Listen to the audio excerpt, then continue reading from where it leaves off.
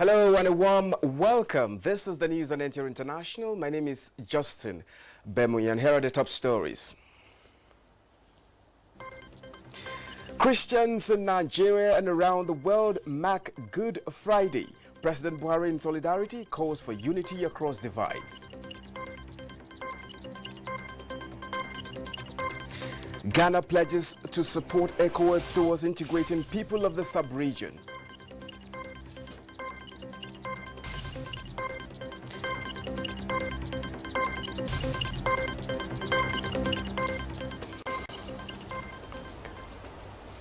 Thank you very much for joining us.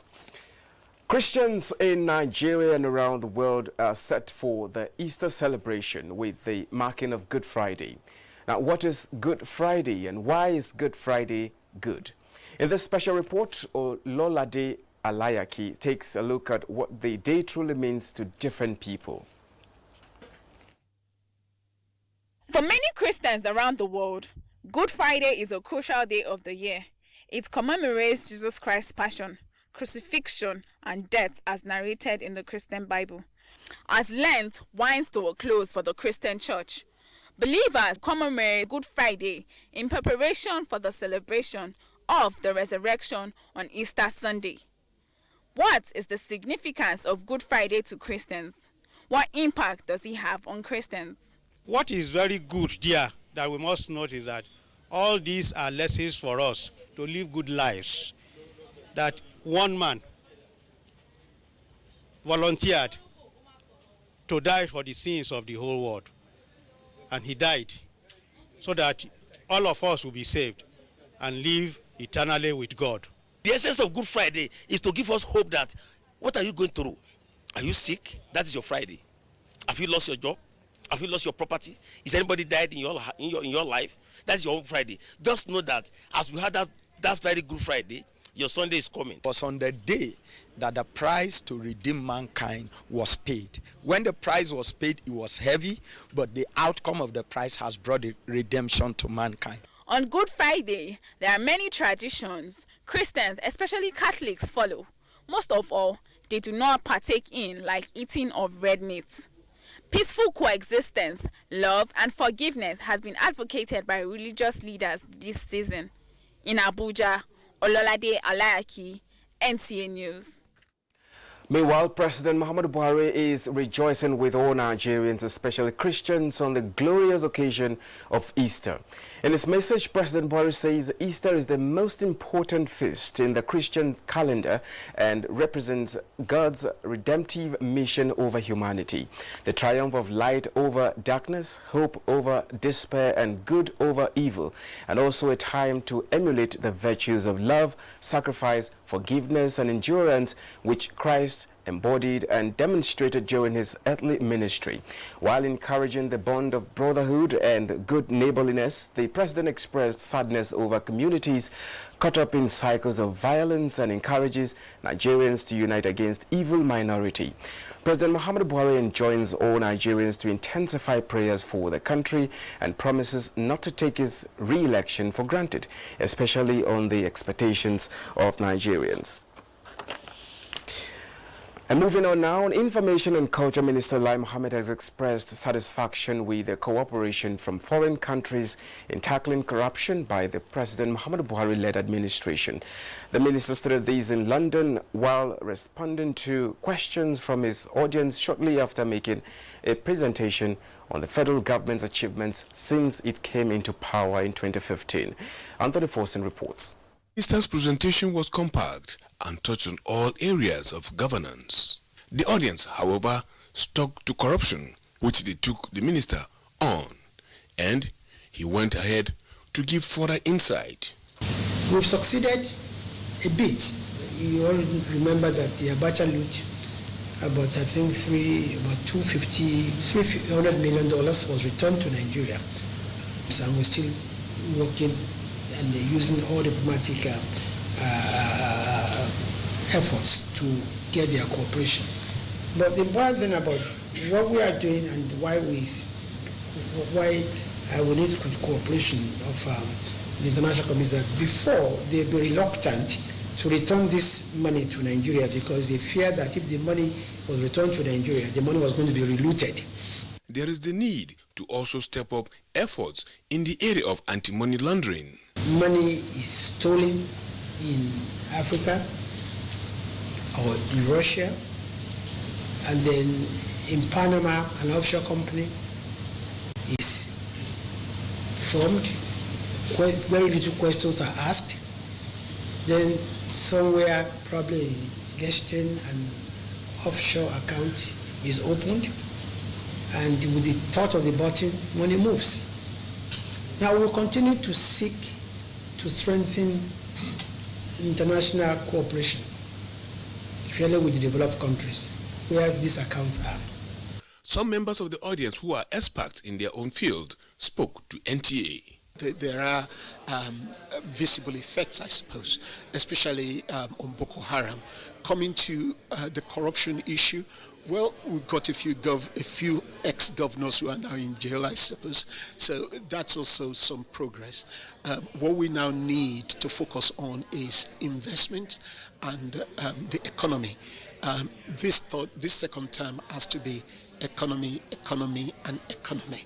Over the next 4 years, if we can see more of that, as the Honourable Minister said, there will be a lot of tightening on incorrect flight of capital out of Nigeria, returning capital from jurisdictions where it's tied up in real estate, banks, investments, potentially even cryptocurrency, things which are a lot harder to trace. These efforts are increasing through the Nigerian government, which is encouraging. I imagine that's with the international community's cooperation and wanting to reduce corruption in the largest economy in Africa, there's a lot of potential and a lot of promise with what this government is trying to do. Nigerians would expect that there will be a quickening in the speed of reforms in the economic and the political sphere in Nigeria over the next 4 years. The administration has made a good start in the past 4 years. On the whole, the President Muhammad Buhari-led administration was given a pat on the back, having come this far to redeem the nation's image on the global scene. In London, Anthony Forson, NTA News. The President of Ghana, Nana Akufo-Addo, says Ghana will continually support ECOWAS in its drive towards integrating the people of the sub-region. President Akufo-Addo stated this when he received the delegation of the ECOWAS Parliament at Jubilee House, Accra. Joseph Orok reports. The ECOWAS Parliament's Joint Committee on Finance, Trade, Customs and Free Movements are in Ghana for its delocalized meeting to examine the effective ways to use the public-private partnership model. While on a visit to the President of Ghana, the President, Nana Akufo-Addo, lauded their efforts in the pursuit of the integration protocol of the sub-region. In fact, one of the first most important decisions I had to take when I came to second this chair was the decision to send and commit Ghanaian troops to the mission in the Gambia to ensure that democratic processes and institutions there were upheld. Speaker Mustafa Sisilo says the visit to Accra is part of the Parliament's fraternity with broader countries to further cement the integration of the sub-region. I would like to say that our core mission is to promote the acceleration of our regional integration. For that, we have conducted a good number of field visits in different countries of our region. Meanwhile, Ghana is seeking the support of the ECOWAS in its bid to host the secretariats of the proposed African Free Trade Zone as a long-standing supporter of the African Union. In Accra, Ghana, Joseph Orok, NTA News. And back in Nigeria, the Minister of Defense, Mansour Danali, has commended the Federal Republic of Germany for her support to the Nigerian armed forces under the Nigeria-Germany bilateral relations. The minister gave the commendation during the inauguration of the remodeled medical center at the Martin Luther International Leadership and Peacekeeping Center, Kaduna, and receiving of mobile medical equipment. Harman Jabani reports. The facility inaugurated by the Minister of Defense, represented by the Permanent Secretary of the Ministry, has been remodeled and upgraded to Level 2 Minors Hospital, equipped with operating theatre and intensive care unit with 24 hours oxygen support, internal medicine and other life-saving facilities. The mobile medical care unit and the trauma mobile care unit donated by the German government are also equipped with the state-of-art facilities and are powered by solar panel and powered generators. The center was equipped by the German government with an X-ray machine as well as other medical equipment. Also, the laboratory will be upgraded to provide first-class medical analysis. Take it as a genuine manifestation of the close and most amicable relations between the Federal Republic of Germany and the Federal Republic of Nigeria and their armed forces in particular. Representative of Chief of Defense Staff and the Chief of Army Staff said the 3 projects donated by the German government through the German Technical Advisory Group and the training of 200 Nigerian medical personnel in the 3 military services are essential to be used in the context of internal security, crisis management, and national defense. The medical center is one of the projects provided by Germany under the Equipment Aid Program for Foreign Armed Forces and related assignment of the German Armed Forces. Hamman Jabani, NTA News. And now coming from the National Assembly is a report that the House of Representatives has urged states of the Federation to adopt the law on the prohibition of violence against persons towards fast-tracking prosecution of cases of violence against women and girls. It was in the light of this that the House Committee on Women Affairs and Social Development organized a summit to further enlighten key players on the law. National Assembly correspondent Lami Ali reports. The bill on the prohibition of violence against persons was passed by the National Assembly and signed into law in 2015. So far, 9 states have domesticated the law, with 27 others yet to do so. Speaker, House of Representatives Yakubu Dogara, in a message to the summit, said the law seeks to safeguard vulnerable persons within the family, community and society, adding that it covers offences such as trafficking in persons, sexual exploitation, economic abuse, harassment, and other forms of harmful traditional practice. The event featured paper presentations on the role of the legislature in shaping social behavior for nation building and gender-sensitive legislations and national developments. Also, the Trafficking in Persons Act, which set up the NAPTIP, which regulates our behavior. You're passing a law, you need to finance its implementation. And that's why every law comes with a compendium, which you know means the amount of resources required to have the law take effect. A communique was issued at the end of the summit. Lami Ali, NTA News. And now time for a break on NTA International News. The news continues in a moment.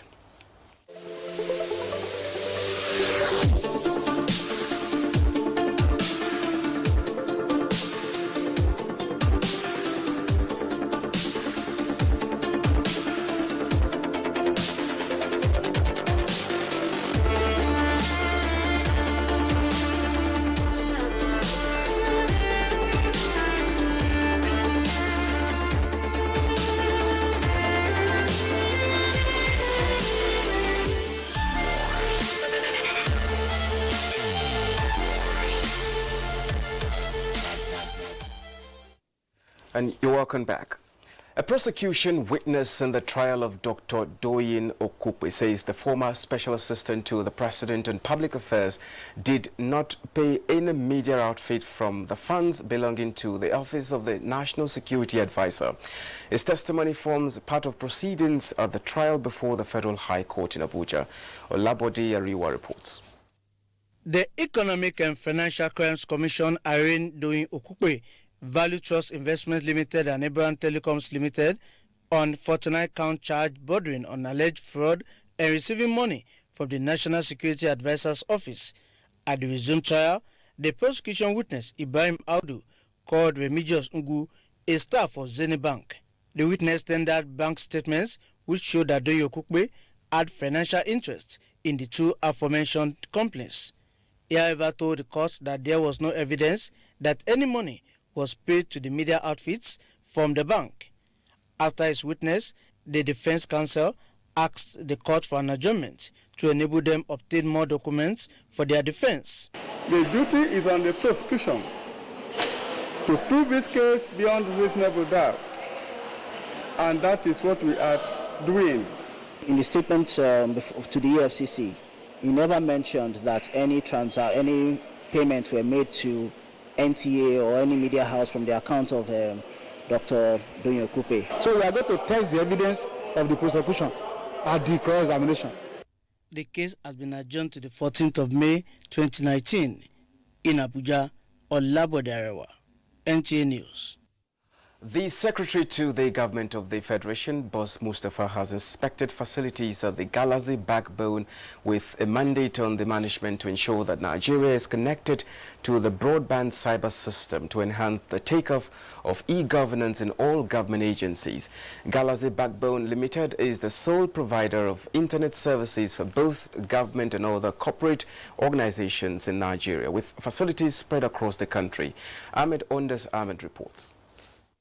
As part of preparation for the inauguration of the new government come May 29, there is the need to embark on new e-governance master plan drive to connect all ministries and parastatals in order to do away with the paper culture in public service.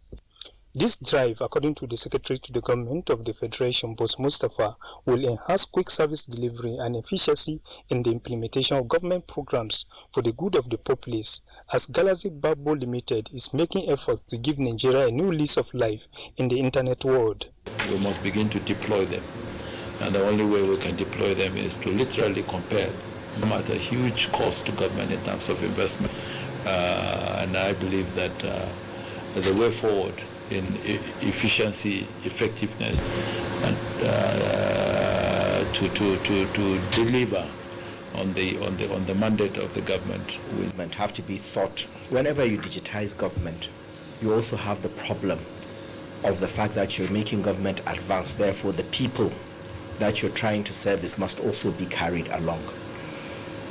So whatever we are deploying is not limited to only government. When we say government, we also, as we pass through cities, we're heading for the Federal Secretariat.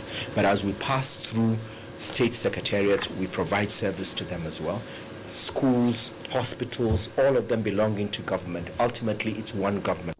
The Galaxy Backbone facilities have so far covered 11 states and the FCT in the first phase, with a target of reaching 20 more states in the second phase in order to connect the country to the cyber world. Ahmed, NTA News. The federal government has recognized the establishment of University of Agriculture and Environmental Sciences, Umuagu, Imo State, as the second state-owned university in the state. The Executive Secretary of National Universities Commission, Professor Abubakar Adamu Rashid, said these are the presentation of government's position to Governor Rochas Okorocha in Abuja. Oladeji reports. Increasing the number of candidates who secure admissions informed the presentation of this letter of government recognizing the establishment of the University of Agriculture and Environmental Sciences, Umuagu, Imo State, having met all the necessary requirements for the establishment of a public-owned university. This is the master plan. Professor Rashid stressed the need for Imo State government to be more creative in moving education forward in the country. By a copy of this letter, the Joint Admissions and Matriculation Board, that is JAM, the Tertiary Education Trust Fund, TET Fund, and the National Youth Service Corps, NYSC, are being notified of the establishment of the university. On funding and infrastructural development, Governor Rochas Okorocha said arrangement is being made to partner the private sector. He added that the new university is a specialized institution that will enable people to be self-employed. They will take advantage of this July admission. When I go back now and inaugurate the governing council, they will begin the admission of students in this University of Agriculture. With more than 500,000 admission seekers in the state, the governor said plans are underway to establish 5 more universities in the state. The University of Agriculture and Environmental Sciences will be the 49th state-owned university in the country. Oladeji, NTA News. The Buhari Media Organization and the All Progressives Congress APC have applauded the decision of President Muhammadu Buhari to sign into effect the 30,000 naira minimum wage for Nigerian workers. In separate statements, the organizations note that the president is not an ovation-seeking president, but rather a pragmatic leader who wants to ensure that there is budgetary provision to accommodate the increase in the minimum wage. APC has commended President Muhammadu Buhari on his assent to the new and improved minimum wage for Nigerian workers.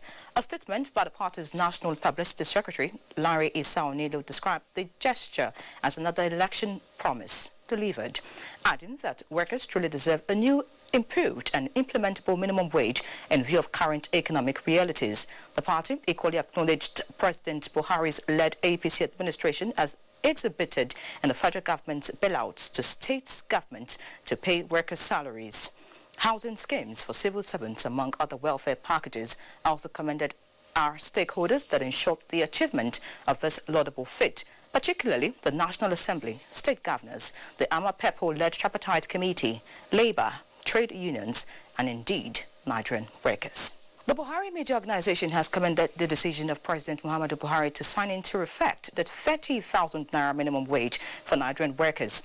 In a statement by its chairman, Niyi Akinshiju, and Secretary Cassidy Madweke, BMO noted that President Buhari has consistently shown that he is the workers' friend and that he cares about the welfare of the ordinary people. The president's decision to sign the upward review of the minimum wage even after the election shows that he is not an ovation-seeking president, but rather a pragmatic leader who wants to ensure that there is budgetary provision to accommodate the increase in the minimum wage. The group thanked all those who ensured the tripartite structure of states, federal and labor unions reached an agreement that will increase the purchasing power of the people. The federal government has assured Nigerians that it will not compromise its standards in ensuring that all genetically modified products allowed into the country are safe and for consumption. Director General, National Biosafety Management Agency, Rufus Ebegba, said this while briefing the media on the issues surrounding GMO produce and products in Nigeria. Adebola Brooks on the reports. Every new technology is intended to achieve a purpose with its advantages and disadvantages, which usually comes with mixed feelings, especially at its early stages. Urging newsmen to always educate the people on the innovation and the need for balanced reportage, the Director General said the federal government, through the agency, has put in place a world-class system to protect the interests of Nigerians. Dr. Rufus Ebegba then led members of the pen profession to the Genetic Modification, Detection and Analysis Laboratory, where he showed them samples of genetically modified foods they have analyzed, and then spoke on his collaboration with supporting agencies. Presently, the National Biosafety Management Agency is not at the border, and we are also, apart from the custom, we are also working with NAFDAC and also Nigerian Cultural Quarantine Service. These agencies are the border agencies, and we are also planning to give them simple detection kit of genetics to be able to identify genetically modified organisms, particularly those that are coming in large quantities. Those who are opposed to GMO use in Nigeria have some points, then the agency also needs to have its own voice heard about what it ought to be doing. So balanced reportage, and that's why we're journalists and media executives. The Biosafety Agency was established to ensure results of modern biotechnology is safe for humans, animals, and Nigeria's biodiversity. Adebola Brooksland Sunday, NTA News. The federal government has raised concerns over incessant felling of economic trees for energy, with an appeal to state governors to come up with modalities towards addressing the menace in their states. And this is coming as Nigeria is making efforts to improve tree crops, especially shea butter and coconut tree for oil extraction for export. And Musa Babali reports. Niger State is the largest producer of shea butter in the country, due to large concentration of shea trees in all the 25 local government areas of the state. High demand for charcoal for energy is, however, threatening the existence of this economic tree in the state. The Niger State governor, in a bid to plow its resources for economic transformation, is engaging the Minister of Agriculture and Rural Development in this meeting to discuss ways of addressing the menace. We had meetings with a few partners that have indicated interest in soybeans, ginger, and cashew nuts, and sesame seeds. All this we can grow in Niger. As a matter of fact, even without any intervention from the government, the local people are already doing very well in that sector. So they just need a small push and coordination. The federal government is also to support states that are willing to establish livestock development programs and grazing areas in their states. The big mistake over the years is that people forget that that herdsman is a farmer. He is a farmer. But we have done for every other sector of agriculture everything possible. Yes. In the last 50 years, nothing for the herdsman. So his style has become a problem. And that's what we're trying to solve. Niger State has established 31 hectares for livestock development in Bobi Mariga local government area in the state, with a view to settling livestock breeders towards addressing conflicts with farmers in the state. In Abuja, Musa Baba Aliyu, NTA News. That ends the news. Thank you very much for watching.